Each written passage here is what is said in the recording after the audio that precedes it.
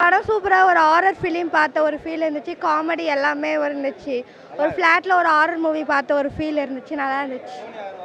Sonia அகர்வாலோட acting ரொம்ப நல்லா இருந்துச்சு. எனக்கு ரொம்ப பிடிச்சிது. ஃபர்ஸ்ட் டைம் நான் அவங்கள ஃபர்ஸ்ட் டைம் வந்து தேட்டரில் பார்த்தேன்.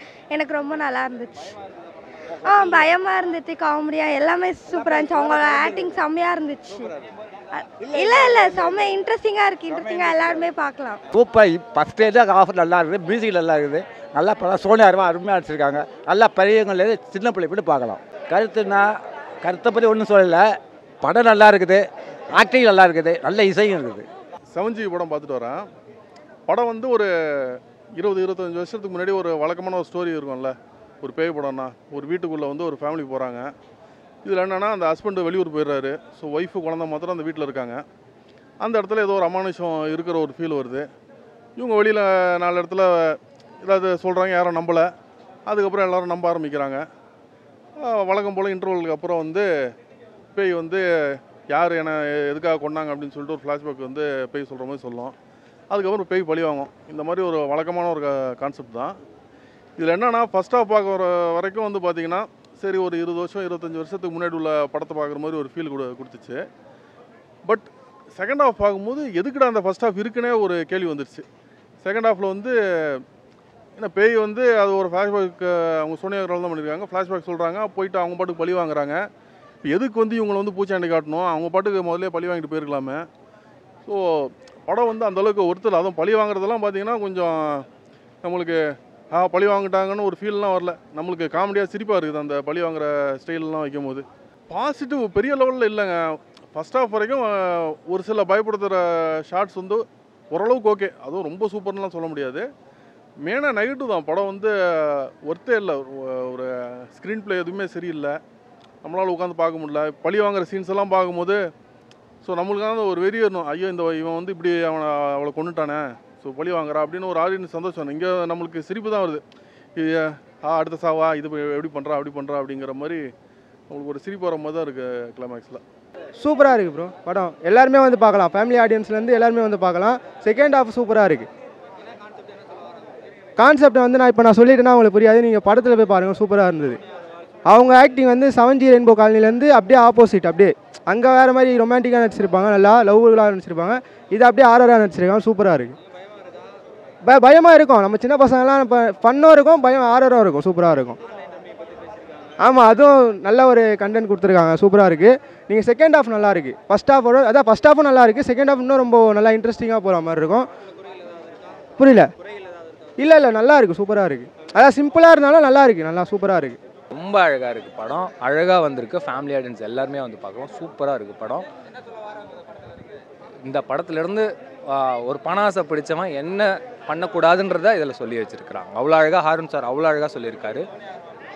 பிரம்மாண்டமாக பண்ணியிருக்காங்க. ரொம்ப அழகாக பண்ணியிருக்காங்க. இது வரைக்கும் பார்க்காத ஒருத்தவங்கள இதில் பார்க்கலாம். நீங்கள் கண்டிப்பாக அதே தான் பேசுவாங்க. நீங்கள் பாருங்கள், படம் பார்த்தா உங்களுக்கு தெரிஞ்சிடும்.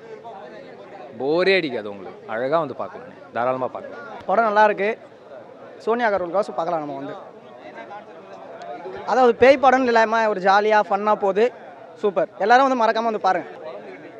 ஆன்லைன் பரவாயில்ல. அது எத்தனை இதில் மேட்ச் பண்ணிடுறாங்க பார்த்தீங்களா? அதால் நிறைய பேர் பணத்தை விடுறாங்க. அது எத்தனை இதில் மேட்ச் பண்ணிடுறாங்க. ஒரு ரியல் லைஃப் அவ்வளோதான். நல்லா ஜாலியாக ஃபன்னாக இருக்குது. நல்லாயிருக்கு. ஓகே 2 சாங் மட்டும் நல்லாயிருக்கு. ட்ரெஸ்ஸிங்ஸ் எல்லாமே பக்கா. சிஜி மட்டும் கொஞ்சம் நல்லா பண்ணியிருக்கலாம்னு தோணுது.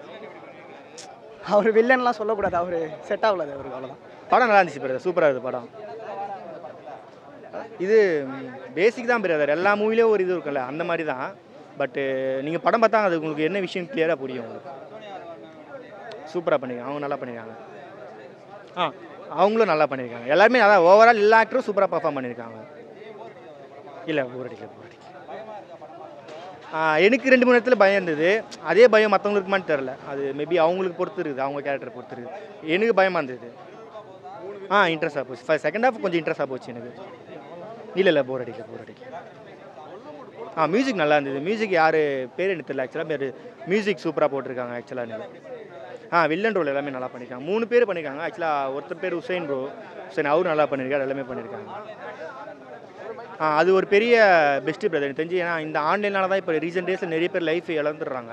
ஸோ ஆன்லைன் இந்த நேம் சொல்ல விரும்பலை. பட் அதனால் வந்து அதுலேயும் ஒரு பாட்டு இருக்குது இந்த மூவியில். ஸோ அதனால் அதை அவாய்ட் பண்ணால் பெட்டர் நினைக்கிறேன். அது மேபி அதான் உங்களுக்கு படம் பார்த்தா அதோட ரியாலிட்டி உங்களுக்கு புரியும் என்னன்னு சொல்கிறாங்க. அது அவங்க மைண்ட் செட்டு தான்.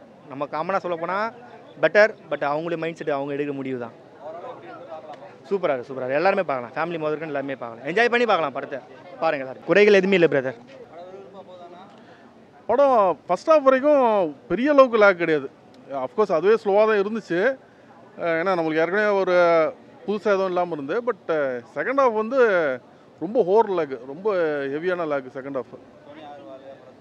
சோனியா அகர்வால் ஆக்டிங் ரொம்ப நல்லா இருந்துச்சு. அப்புறம் ஹீரோயினோட ஆக்டிங் ஓரளவுக்கு நல்லா இருந்துச்சு.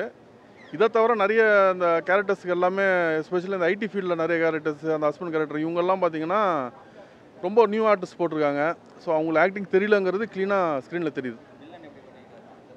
வில்லன் யார்? அவர் அந்த வர வில்லன்லாம் பெருசாக ஆக்டிங் எல்லாம் ஒருத்தே இல்லைங்க.